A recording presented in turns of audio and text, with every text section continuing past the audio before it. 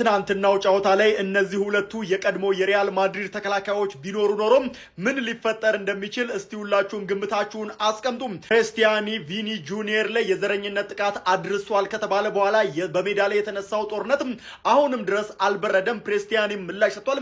እኔ እንደዛ የማደርግ ሰው አይደለሁም፣ የዘረኝነት ጥቃትም አላደረስኩባቸውም ሲል ገልጿል። ነገር ግን ቪኒ ጁኒየርም ሆነ ዓለም በሙሉ ክሪስቲያን ላይ ትልቅ የተባለ ዱላን እያሳረፉበት ይገኛሉ። ጆዜ ሞሪኒዮም ስለዚህ ጉዳይ ተጠይቀው ነበረ። ቪኒ ጁኒየርንም አናግሬዋለሁ፣ ክሪስቲያኒንም አናግሬዋለሁ። ሁለቱም ተናግረዋል። ሁለቱም አንደኛው አላደረኩም አንደኛው አድርጓል የሚል ነገር ነግረዋል። አንደኛውን አምነን አንደኛውን ማናምንበትም ምንም አይነት ምክንያት የለም ሲሉ ተጫዋቻቸውን እንግዲህ ለመከላከል የሞከሩ መስሏል።